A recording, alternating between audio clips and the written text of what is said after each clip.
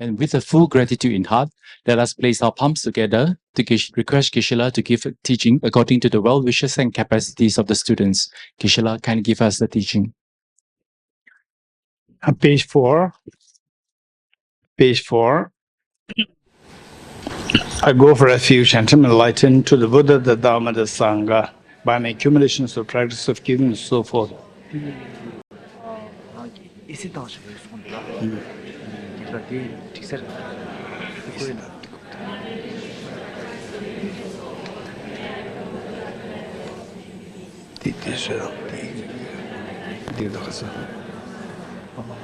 Safe moderate.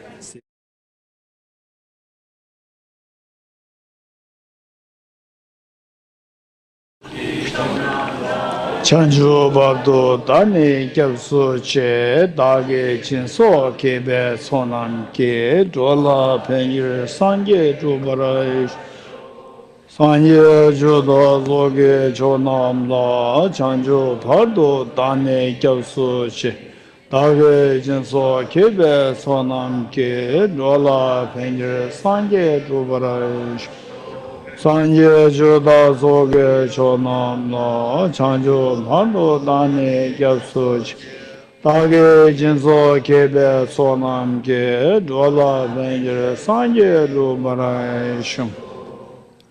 At the next page, page 6, Essence of Dependent Origination Mantra. Om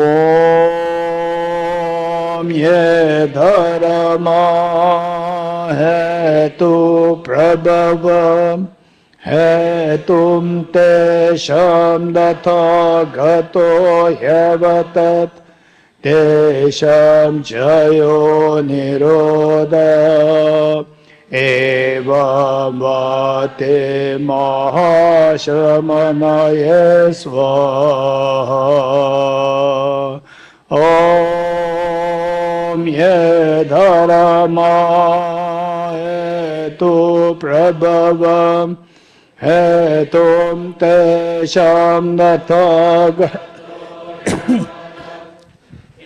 Sham Jayo Niroda Eva Mate Mahashramana Yesva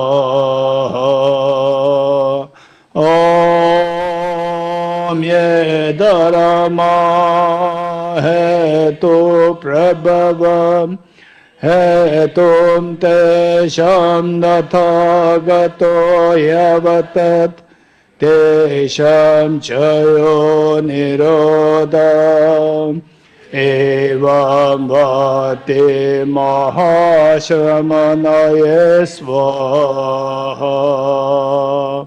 All phenomena arise from causes. The causes are taught by the Tathagata, the cessation causes as well as taught by the great seer.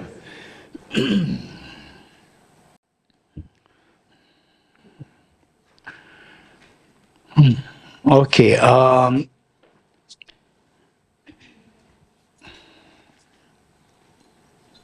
On page 5,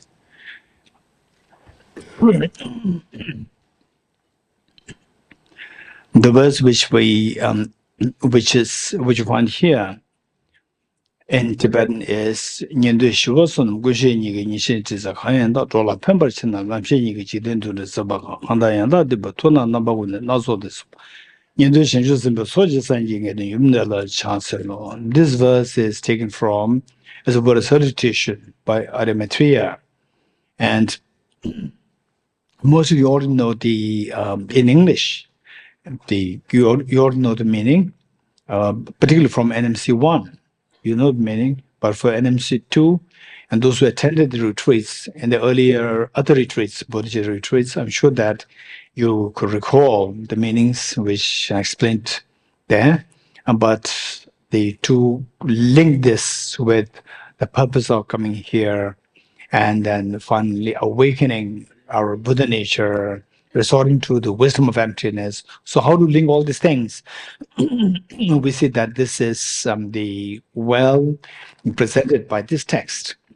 The text by Arimatria, Ornament of Clear Realization in Tibetan Mundokyen, And in English, the onomatopoeic realization in Sanskrit, abhisamaya alankara. Let me quickly explain this, and then you realize.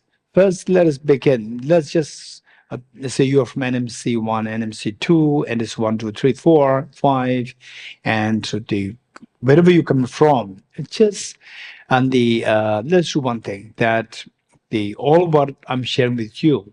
See if they resonate with your thinking. If they resonate with your thinking, and if they resonate, well, good. If not, then in between, we're doing the group discussions also. You can they bring them up, and there are many seniors who will help you. But finally, the point is that for your well-being, for my well-being, each one of us is for the well-being of each one of us, including your family members, and then all the dear messenger beings. So, but there's the first thing that is important for us. Of course, this is the again background information that we are learning here, and then the don't think that is going to be as easy. We have to jump into the technicalities. But for the time being, let me create this background for us to get to why this technicality is very important. Is that first think of the what do you want? What do you want? So whatever belief system, whatever gender, whatever ethnicity, whatever background you come from, the first question is what do you want? Whatever age, it doesn't matter. So oftentimes the seniors or elders will say that, no, oh, you are very young. No, the whole life is ahead of you. And the seniors are so like, now we are done. We are finished. No, each one of us is very important for us. Each one of us, we have our life, and the this is so precious. And the Charles Darwin, Charles Darwin, the his approach to the human life, particularly human life, is that the you are say the till you are like very young adult, and the your life is very important because that you are a part of the serving the purpose of the species is to just continue species. Whereas the moment you reach like late 30s or early 40s, you are redundant on planet Earth. This is Charles Darwin. It's Charles Darwin. But whereas for the Buddha, no, whatever age the your age is, it doesn't matter. Your life is precious. You are very precious because you are not marked based on your physical body, based on your physical the biological age. Is about the your mind. Biological age is purely based on your body, whereas you are important because of your mind. Your mind feels the pain. Your mind feels the joy. Your mind feels compassion. Your mind feels the anger. So this you are important. Your mind is important, and this mind is not confined to this life. This mind came from the previous life and will go eternally or go endlessly down. And then the where, as Bodhisattva Deva indicated, for the wise people, the samsara has ended. For the unwise people, the samsara is endless.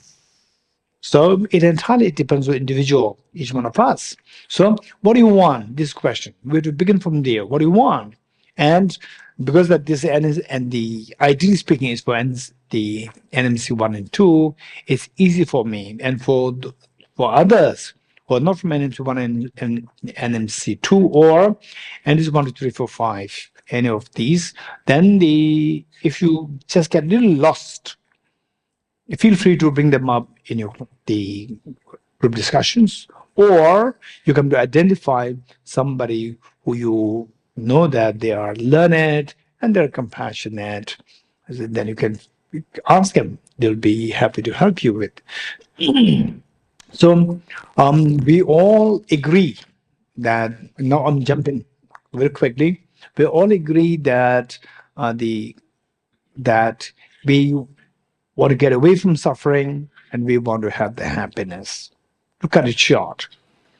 And then the suffering also, how much we want to they cut it, make it zero if possible, and happiness to infinite possible. This is again another reality that we need to know. Just check. And if you think that no, this is what he said, I don't really agree with this. I'm not really looking for 100% happiness, or I'm not looking to get rid of my pains completely. If you fall in this category, it doesn't matter. It doesn't matter. Make sure that you discuss with the seniors. Then they will help you to make you realize sometimes there are some people who have tremendous potential. And one of the major struggles that I go through is that when I see somebody with a tremendous potential, not because that I have clairvoyance, no, I don't have clairvoyance, simply because of my little bit of life experience. I can see from how the person talks. And you ask questions and answers the people they give. From there, we get a clue that this person, this child or this young person is very intelligent. And yet the child doesn't know. That child or the individual doesn't know that he or she is deeply, deeply intelligent. Doesn't know that. So my struggle is to convince them you are intelligent. There is intelligence there, and the person is I'm just average. I'm little below average. In some cases, no, not below average. So I have to convince them you are. Likewise, each one of us we have the Buddha nature. We all have any question that you might have. If you meet with the right person to solve it, you will get the answer. So therefore, to meet with the right person, why? Why to meet the right person? Meaning to help you with is to get the correct information, complete information, systematic information. This is so important. This is so important. In fact, I'd like to share this with you here. Some of you from, I think, NMC 2, you already heard that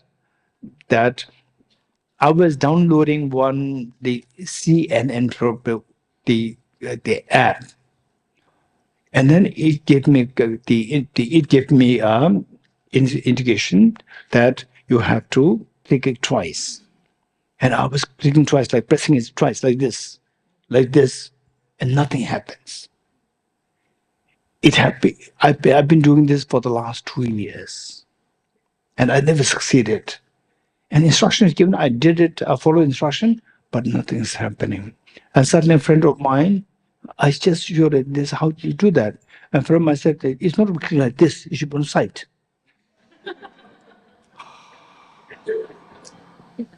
20 years of puzzle solved. Not 20 years, 2 years puzzle solved. Because I didn't have the information to click from the side.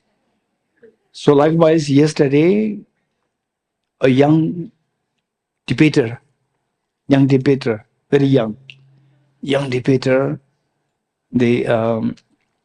he's smart, intelligent, young debater. And I said that I give a pen, and the pen has a light. I told him that this is a light. There's a light, the pen has a light. And he was just seeing how the pen light. And before that, I asked him which class you are doing. He's a monastic. I asked him which class. He said the class on a very sophisticated logic. Okay, good. And then I gave the pen, and he could not figure out how to put the light on. I said, this is you are from logic class. Logic class, I'm not knowing how to put on the light. So no. So this is where we require, it is the information that we get, we take for granted. For example, wisdom of emptiness, we take for granted. Oh, the NMC, and they say, I'm part of the NMC. So this is what, I have to learn. And sometimes people take for granted that no, it doesn't make any sense. So these are the complications, taking for granted the information. That information is so precious. So information can be distorted information and the correct information. We have to get the correct information. So when I said meet with the right person means to get the correct information, complete information, and a systematic information. So having said this, what I'm saying is that if you disagree, or what I'm sharing, I'm jumping very quickly because that the main that the target audience of this class should be NMC 1 and NMC 2. So therefore, I cannot really go into too detailed, slow ABCD because the seniors will feel bored, and this is for them actually. So therefore, the younger ones meaning the beginners, if you feel that you get lost, don't worry. Identify the seniors, and if you don't identify the seniors, you check with the organizers. We have the Bichana Manla and Ajikasana there, so they can identify who the seniors are, and you just ask them who the seniors and seek the help of your seniors. So they will help you with your little bit of the questions that you might have. Okay, so what I'm saying is that we are the what what I want, what I want. The Even if you say that I want a cheesecake, or even if you say that I want a holiday, even if you say that, oh, I learned that His Holiness the Dalai is here, and I have to pretend that I'm so interested in the studies. I pretend, otherwise I'll not get enrollment, and then audience will I'll not get audience. So I have to pretend, you know. So whatever you are thinking, it doesn't matter. So deep inside, any aspiration that you have, they are somehow connected with I want the maximum happiness and the minimum suffering. This is what it is. So this, see if you resonate with this thought process, number one. If yes, then next question is that the is it possible? Is it possible that I can have the maximum happiness and the total fearlessness? Is this possible? This next question. So all these, don't leave any stone unturned. Make sure that the whatever we are learning, it makes sense to us. This is so important. So whether or not that is possible, if the answer is yes, the answer is yes. Then it may be possible general, but am I eligible for that? Is it possible for me? This next question. Is it possible for me? Answer is yes, because you have the Buddha nature. So all I'm going to I'm just give you just overview, and your job is to, if you're not too clear or you need more clarification, your job is to meet with seniors. So you have to have the Buddha nature. Everyone has a Buddha nature. I'm to be very honest, I'm saying now, these years, I studied this Buddha nature, I think about maybe 30, 35, 40 years ago. I studied about Buddha nature. Conviction started to come when I was, since like, of course, like in my 30s, then the conviction becomes deeper. There's everybody's a Buddha nature. It's not that, oh, he's intelligent, she's intelligent, oh, there is a dull boy, she's a dull girl. No, everyone is a Buddha nature. It's only about the opportunities. It's only about opportunities. Believe it or not, everyone has a Buddha nature, that you give yourself the opportunity. Don't underestimate your potential. Give yourself the opportunity. For example, like, oh, this text is very complicated. I thought that it's going to be very interesting.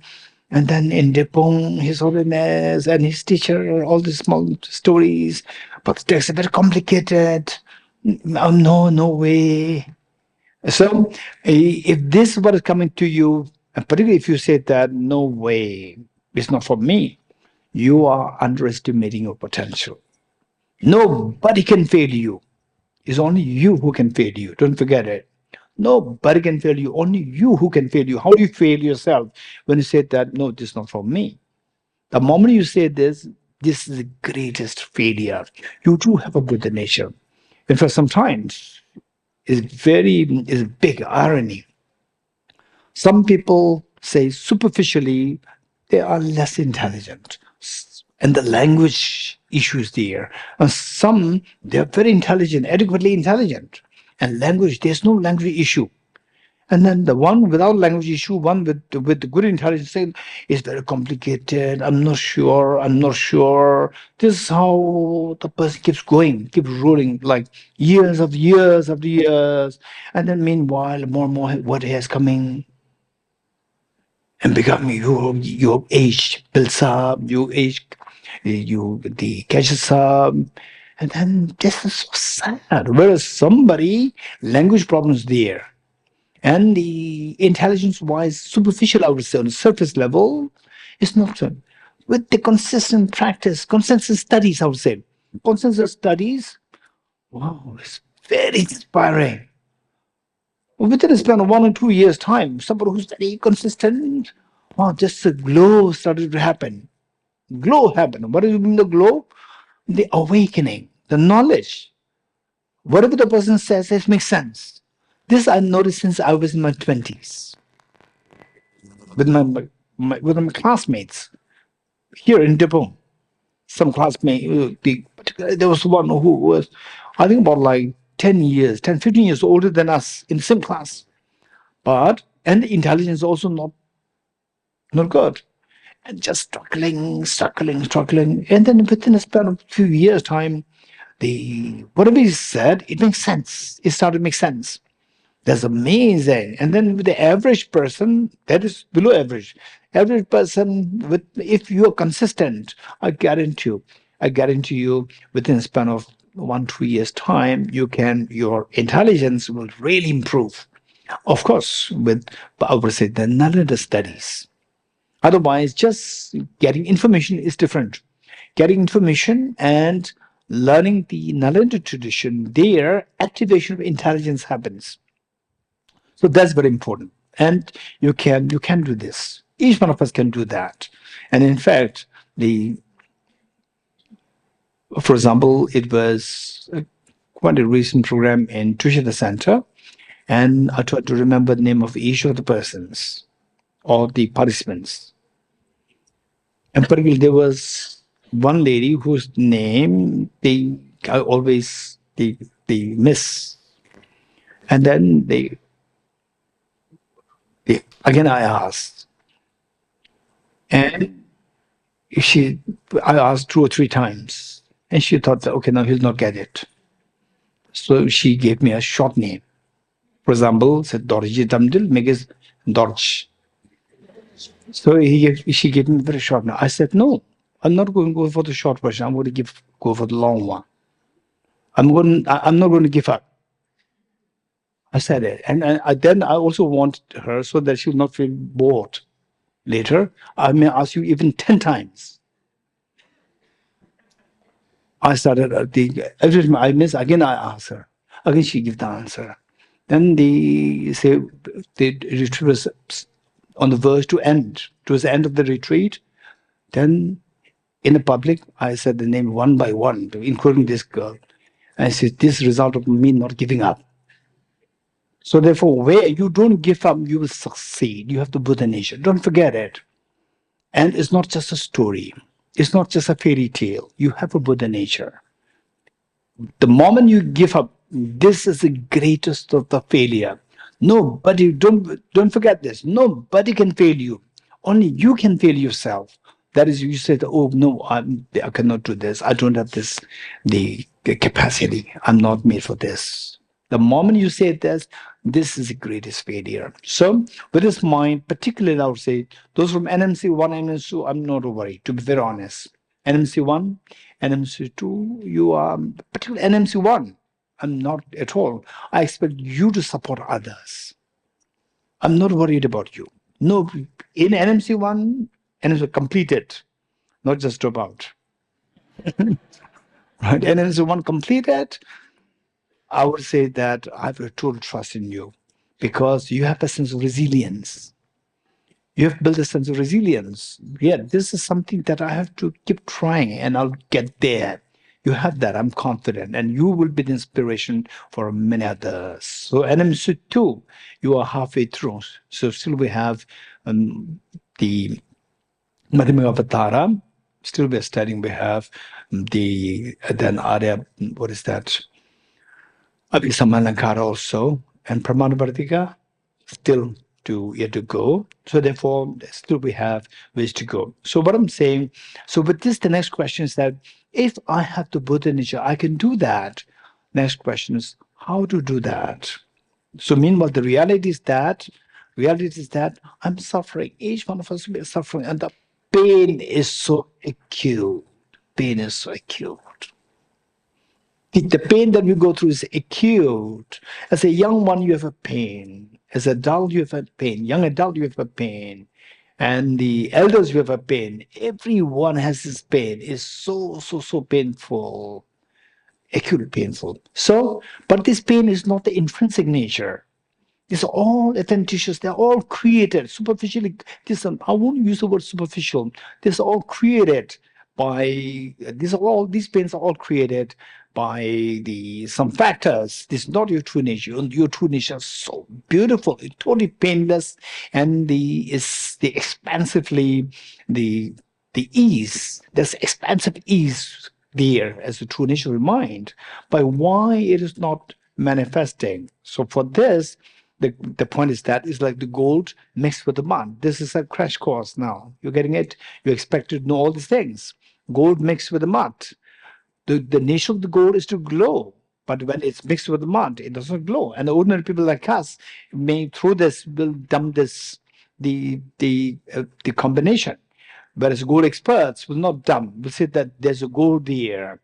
And how do we know? And the gold expert will separate the gold from the mud. How? By resorting to some remedies. So in our case, if I have the Buddha nature, why it's not visible? It's because it is mixed with the mud of the mental defilements. So our job is to remove the mud of the mental defilements. How to remove this? According to Charles Darwin, you cannot remove this. It's instinct. It's instinct, and it's also required for our existence. For our survival, we require that. But for Buddha, no, that's not true. Is it instinct? The answer is yes. The technical term that we use for particularly the NMC1 and NMC2, two of you, these two groups, you know that. The technical term, what Charles Darwin says, instinct, the Buddha would use the word innate. In Tibetan, hinke. Innate afflictions, attachment, anger, jealousy, fear, and so forth. These are innate. Yes, the Buddha acknowledged that these are innate. It doesn't mean that we cannot get it off. We can get it off. And it doesn't mean that we require them. We don't require them. But for the ordinary people, if you look at the ordinary, so this is so beautiful. So having a little bit of exposure to modern science and a little bit of exposure to the Buddhist teachings, seeing through things and seeing the world, we see that that's amazing. The world, overall speaking, almost like 98% of the world operates based on the Charles Darwin's the evolutionary theory. And only few people who met with the Buddhist teachings, their operation is very different. Because the others look at how the people, let's say how the world works. So all the litigation cases, property litigation cases, family conflicts, brothers, sisters, fights in the court. It's all about what I and you. So it's all about say you are a threat to me. Charles Darwin said, you are a threat to me, so therefore you have to get away from me. So whereas I'm very important, more important than you. Whereas for Buddha, it's very different. But the world is operating like this. And the fact that we have the problem, don't say the world outside. We are part of this world, and we actually operate the greatly operating based on this principle, on the principle of the instinctive emotions, that we are using these emotions for survival. How many agree with me, raise hands? We're using these emotions. For example, the food, I like this.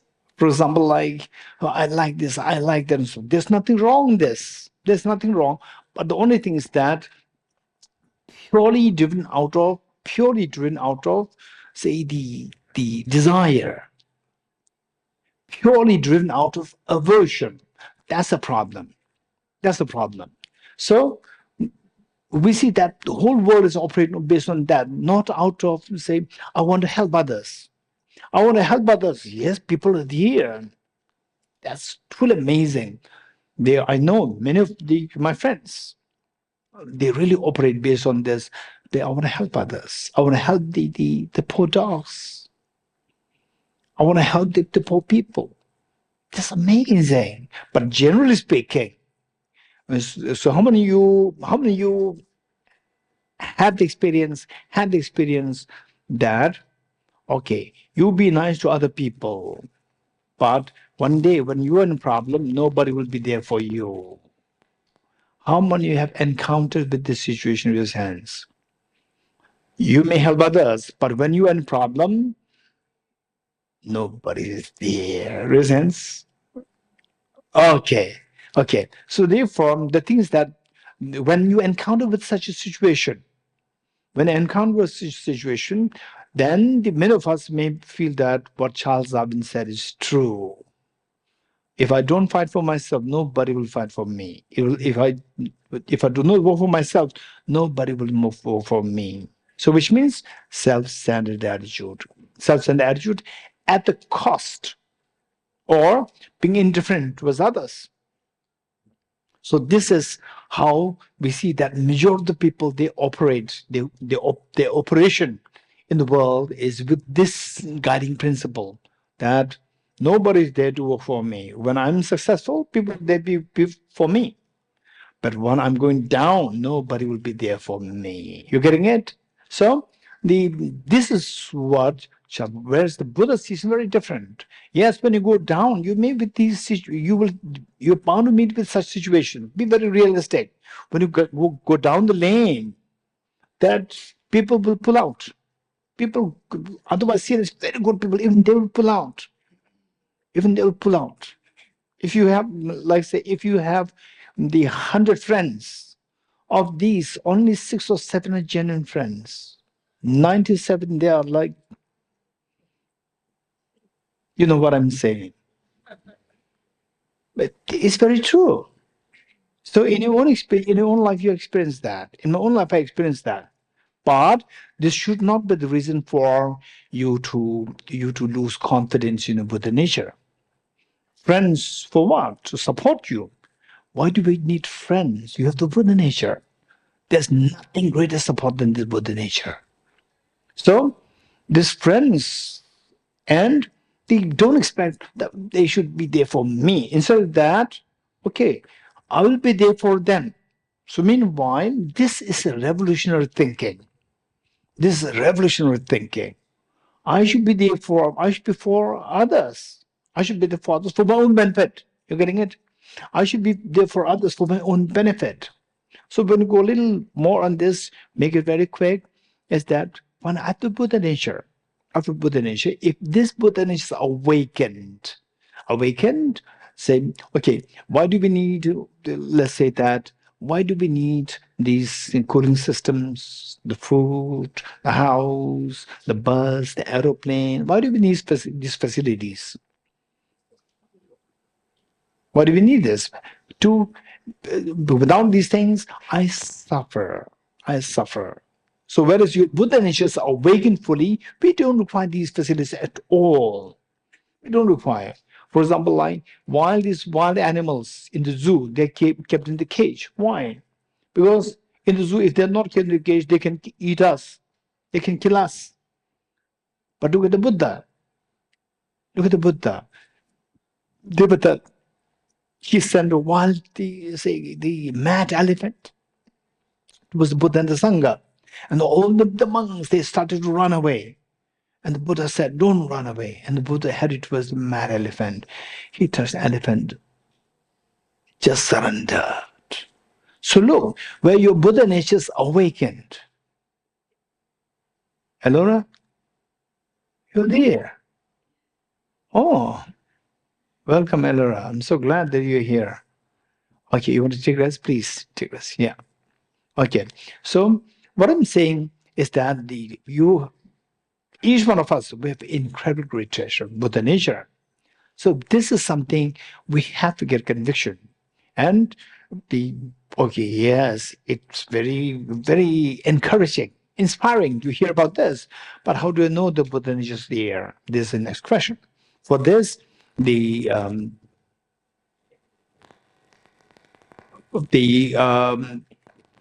is that?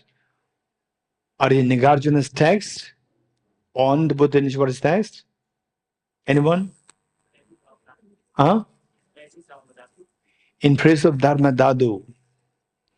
in praise of Dharmadhatu Stava.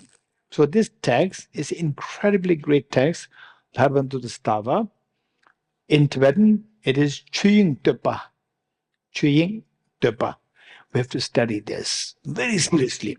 Dharmadhatu Stava, in praise of Dharmadhatu, where it talks about your potential, your Buddha nature. Okay, now let's say that, okay, I have my Buddha nature. So how to awaken this? How to awaken this? So how to remove, if there's a mixture of the gold and the mud, what should you do to make this gold come out? Remove the mud. How to remove the mud? Use some antidote. Likewise, the mud that we have is constituted of afflictive obscurations and cognitive. I'm not going to go into detail. The mud that we have in our mind, which obscures Buddha nature, they are afflictive obscurations and cognitive obscurations. Okay, now for you, this is going to be a little technical, and most of you already know about it, but I'm going to go a little deeper here. Afflictive obscurations, cognitive obscurations. Within the mind, we see that we can make mistakes. How many agree with me? We make mistakes. And the mistakes that we make, mistakes may happen on the mental level and on the cognitive level. Understands? Mistakes happen when you go, no, I thought he's like this. I thought she's like that, but it's not like that. I thought this is nice, delicious, but it's not. I thought that the weather is going to be very cold, but it's a little warm, right? So I thought it is like, but it's not, which means I made mistake. So mistakes happen on the mental level. Do you agree? The cognitive level. So mistakes, we see that we talk about these mistakes. Mistakes, it happens on the cognitive level, and these mistakes also on the cognitive level, we see that there are two aspects. There are two aspects. One is where the mistakes happen on the level of, okay, first we need to make a distinction between apprehension and appearance. Apprehension and appearance. Okay, anyone who likes to make a distinction between appearance and apprehension? Anyone who does make a distinction between appearance and apprehension? Quick to save time. I know most of you have the answer. Anyone with hands? Anyone? Okay, no one. Okay, the Tenzi Insela, Ben. Insela. Here. So this is our volunteer, young man.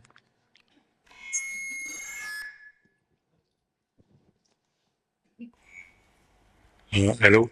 Yes. The difference is the object appears to the mind and the mind apprehends the object. Okay, appearance. Hello. Can you hear me? Hello. Can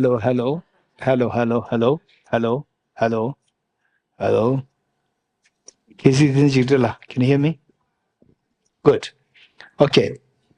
So what Ben is saying is that the appearance is related to the object. The object appears. And the apprehension is related to the subject. The subject apprehends. The mind apprehends the object.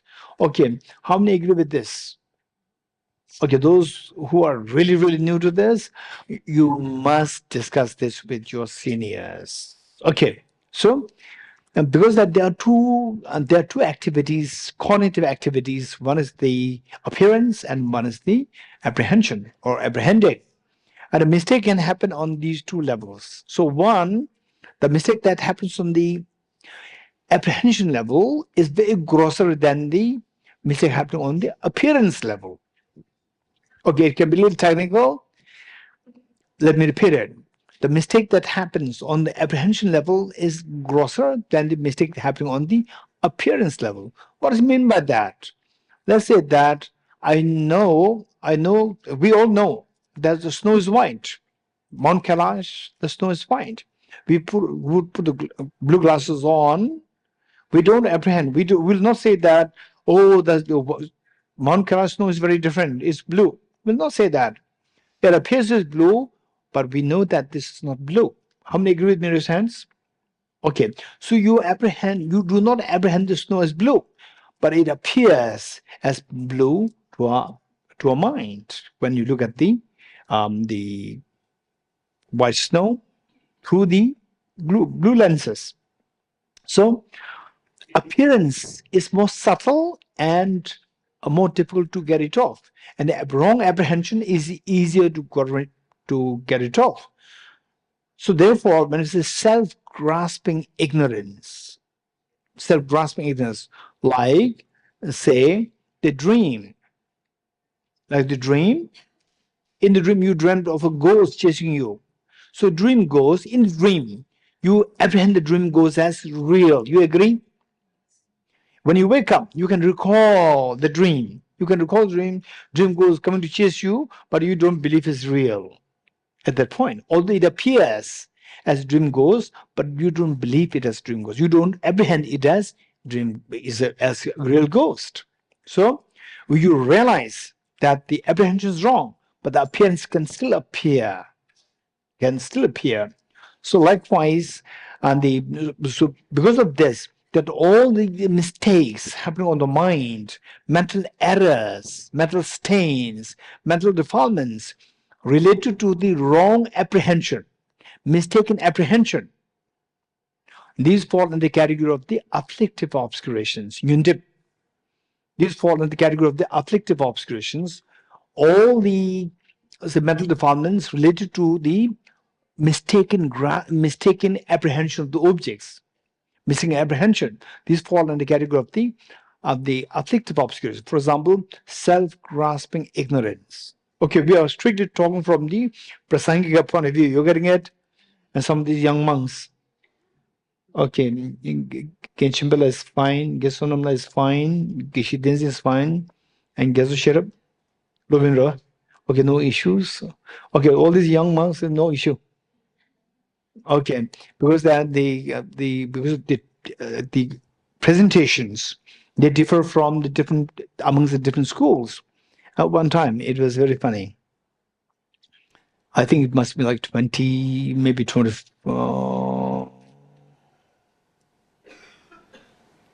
Maybe 25 years ago, His Holiness was given teaching on emptiness, I think in Drepung. And of course, His Holiness' presentation was from the point of view of Prasangika. And there were some young monks, the Kapshiva, say like 6th year or 6th year, 7th year. And what they've learned, this is, in a way, this is very beautiful. What they've learned is purely from Savatantrika Madhyamaka point of view. And His Holiness taught self-grasping ignorance is afflictive obscuration. And the two monks, they were discussing. The two monks, I was overhearing what they're saying. They're saying, oh, His Holiness is wrong. It's not correct. The two monks said, no, it's not correct. Self-grasping ignorance, it is not afflictive obscuration. It's cognitive obscuration. So I'm over here. So this is, and the debaters, they will not say His Holiness. You're getting it when it comes to the philosophical discussion. If the Buddha said that the self-grasping ignorance is afflictive obscuration, they will say Buddha's wrong. You're getting it? Okay, it's a system. So therefore here, lucky that all these young monks who are here, they are very young age-wise, but the class-wise, they're very senior. They're very senior. So they already studied Madhyamavatara many years ago. Okay. Yeah, can you okay, so again, he did his Madhyamavatara 5 years ago, completed his Madhyamavatara after the 5 years ago, and Genshimela, more senior, 7 years ago. Okay, and Getensela, he's a Geshe. He's already Geshe, yes. And so okay, here, can you Umatun Kazurus. Umasan Kazurus. Ale. Okay, so it's like 5 years since he started this mathematics class, which means that he finished 2 years ago. Okay, so there's no issue there. Otherwise, I'm a little scared. Young people may say, "What is he teaching? He's teaching something wrong," right? Okay, so I'm glad that they already crossed that. Okay, so okay, with this in mind, all our mental stains related to the wrong apprehension of the object, or mistaken apprehension of the object falls under the category of afflictive obscurations, and those mental stains related to the mistaken appearance of the object, they are referred to as the cognitive obscurations. This is very, very, very important, and that is purely in the parlance, in the system of prasangika. You're getting it? So we are studying this special insight chapter from Lamrim, third volume. So it's according to prasangika. Okay. So with this, so now we discovered what is afflictive obscurations, what are cognitive obscurations. For example, self-grasping ignorance. So it mistakenly apprehends things as objectively real. So therefore it is self-grasping ignorance. And it is afflictive obscuration, not cognitive obscuration. Whereas, say for the arhats who already abandoned self-grasping ignorance, and yet things continue to appear as objectively real. And is there anybody who likes to share with us which minds of the sentient beings do not have the wrong appearance of the object? Anyone? Which minds with amongst the sentient beings, which minds in the sentient beings do not have the wrong appearance of the object? Okay, Shambhala.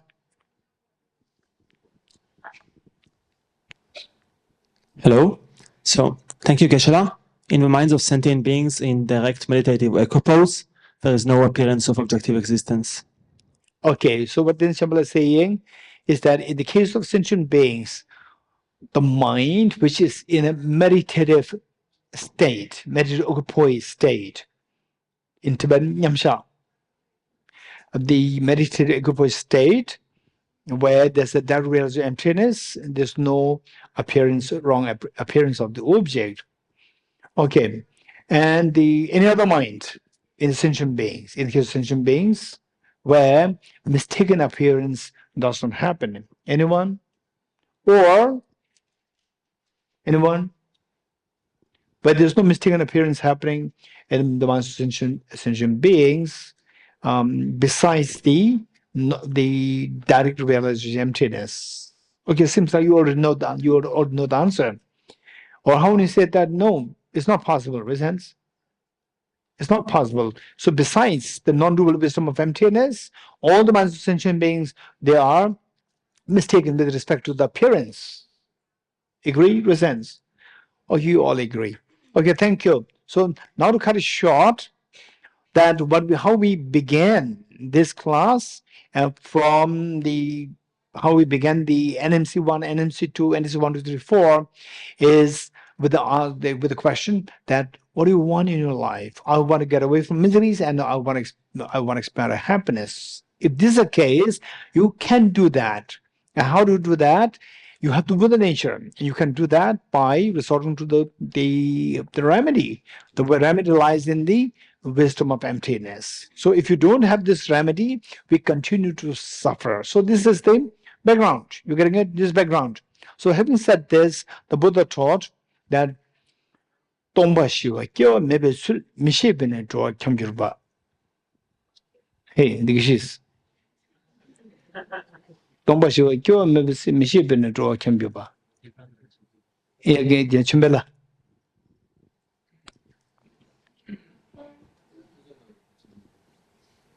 Teda Tushing Tabziki. Okay, thank you.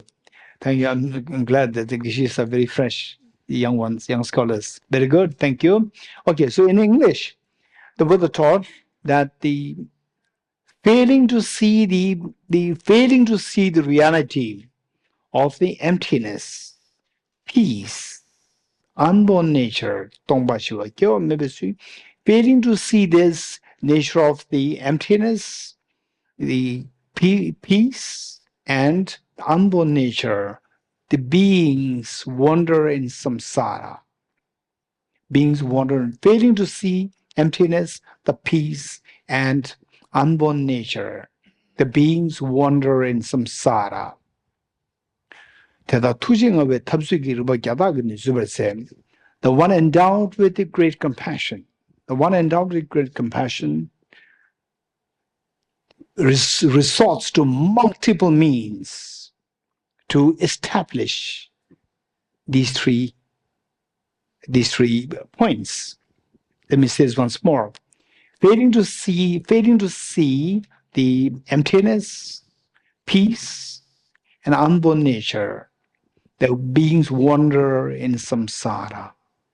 Wander in samsara meaning, I have this pain, I have that problem, I have this problem, I have a conflict with my brother, I have a conflict with this, that, litigation case, I have a stomach ache, I cannot do this, I cannot do that, he said this, she said this, all these are the pains. There's no wandering, there's no samsara, we have to move like this.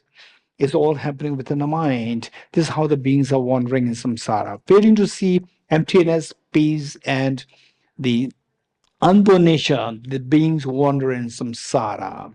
The one endowed with great compassion. The one endowed with great compassion resorts to multitudes of means, the multitudes of reasons to establish these 3 points.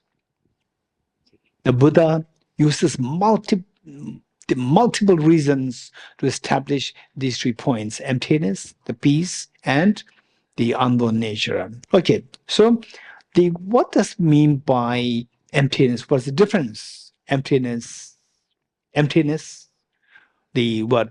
peace, and unborn nature. Okay, so here the emptiness, generally speaking, this is what we learn about emptiness, intrinsic reality in a loose sense. Then the other one is the peace. So where, say, is there anybody who likes to share with us? When do you feel the peace? Where you feel so disturbed and suddenly you start to feel the peace. What is that mechanism like? Anyone? When do you feel this peace? Anyone? Who had we go through difficult times, very disturbed state, or like the organizers, so many emails, meeting each individual person, and then they hear the meeting with the Tsanpa Khangtsen, and they're coming here center. How big can they accommodate? 200.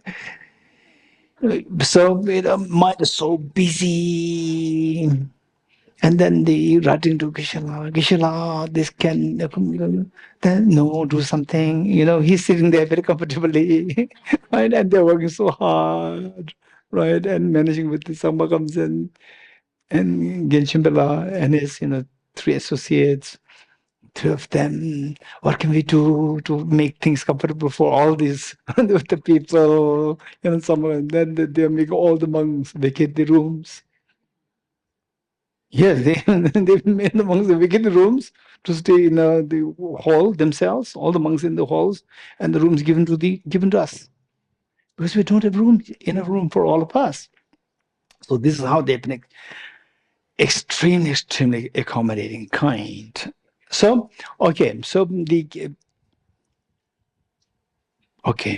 so now with this,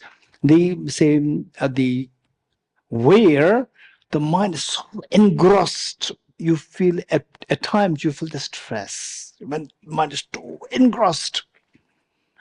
And when the factors which make the mind, for example, like for them now things are settling, and for the organizers within the next 3 days time things will settle down, and then the mind will start to feel the peace.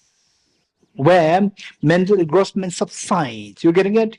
So when we see that all in the dream, how many of you felt so stressed in the dream? How many felt so stressed? At least once in your lifetime. Raise hands. The more than one is okay, better. Stress in your dream? Okay. So when do you get this peace? Peace out of this stressful the dream. When do you get the peace? When you wake up. Why? To discover that all what happened in the dream was purely mental construct, and you feel the peace. This is peace. You getting it? So likewise, that we talk about the two kinds of dreams, the conventional dream and the unconventional dream. From the conventional dream, we have been waking up every day. And whatever disturbance that you have in the dream, the moment you wake up, you have the peace from this corresponding disturbance in dream. Whereas from the unconventional dream, we have never woken up. So therefore, we feel always stressful. The moment you wake up from the unconventional dream, then that's the ultimate awakening or ultimate peace. So realizing emptiness, to realize that nothing exists objectively, that's the meaning of the waking up from unconventional dream. Let me repeat it.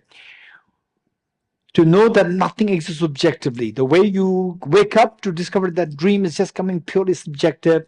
It was not objective real. You feel the peace. Likewise, the conventional world that we experience is purely coming from our mind, is all empty objective reality. The moment you discover that, that is waking up from the unconventional dream. So there, all the disturbances created because of the perception things object real dissolve, and you feel the peace.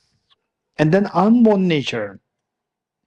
Unborn nature has a connotation that, for example, say our miseries. Okay, so now I'm sure that some of you may have been planning how to go back. On 18th, how to go back. I'm sure some of you have already planned. Right? How to go back. Okay, so with whom to share a taxi? So look, so there's a conscience arising, born meaning arise. So we see that in the dream, all the dream goes where there was no ghost, that the ghost arose. There's birth taking place, arising taking place. Unborn meaning unarising. So when you wake up, all you see as something arising, ceasing, they're all just an illusion created by your mind. The moment you wake up, all these, you see that they're all unborn nature. Unborn nature meaning things empty of intrinsic birth. Empty of intrinsic birth. The moment you wake up, you discover that things are all empty of intrinsic birth. You realize this, then a peace comes. That is the unborn nature. So with this in mind, and then these three things, the emptiness, the peace, and unborn nature, they're also related to what is known as the three liberating doors of liberation. Three doors of liberation. Okay, so with this, then from this, what we realize is that the failing to see these beings wander in samsara. What is samsara means? I have a suffering. I don't want to go through suffering. And how to not to go through suffering? Awaken your Buddha nature. How to awaken this Buddha nature? Try to see these three natures: emptiness, peace, and unborn nature. To see the reality, then your pain will stop. Your Buddha nature will awaken, and your pain will stop, and your peace will expand. Your ease will expand to infinity. So this is the essence, the crux of the Buddha's teachings contained in this verse. Okay, we'll stop here now. Yes. Okay, in this book, this should be the end Buddha's praise. Okay, page 56. Please turn to page 56. We will, every time we finish class, we'll recite this three depending on the time. Today we'll recite it 3 times. Today we'll chant it 3 times. Because some of you may not know how to chant this, and we'll chant it, and the others, many of you, NMC 1, 2, you know how to chant this. But NMC 1, I'm not too sure. NMC 2, you know. NMC 1 time, we do not. Okay, we'll say this together. Tavge tuje shaye riso chong shenge meto dege ponjomba sege lumbo tabo jebe ko shage agebo kyala cha se lo oh mone mone mahamuna yeswa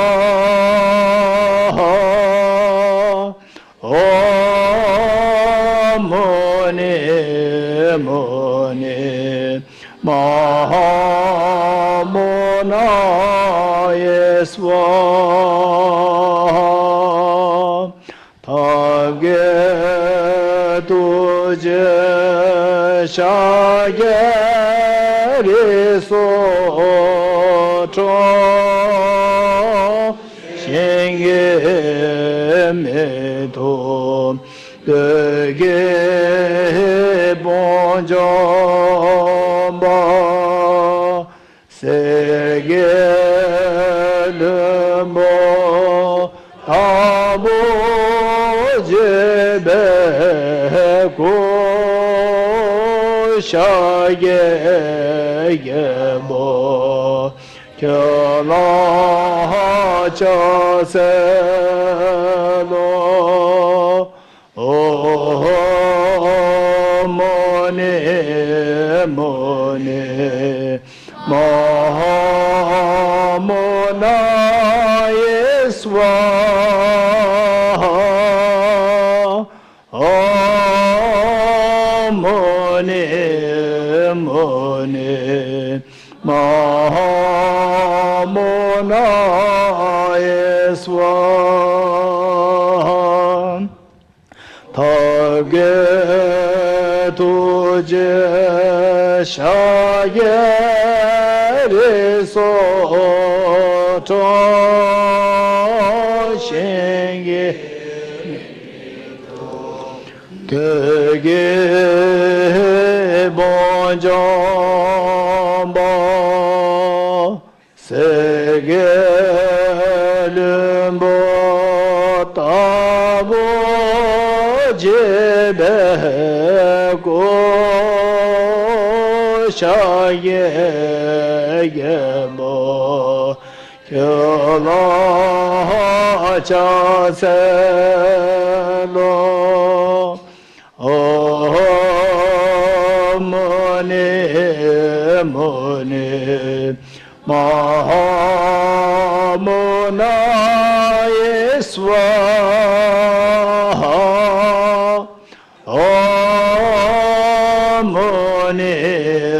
mone mahamona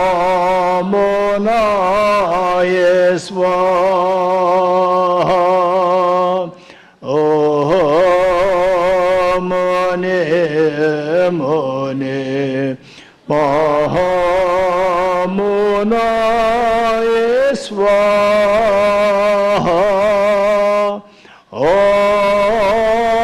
mone mone mahamona yeswa oh mone mone mahamona yeswa oh mone mone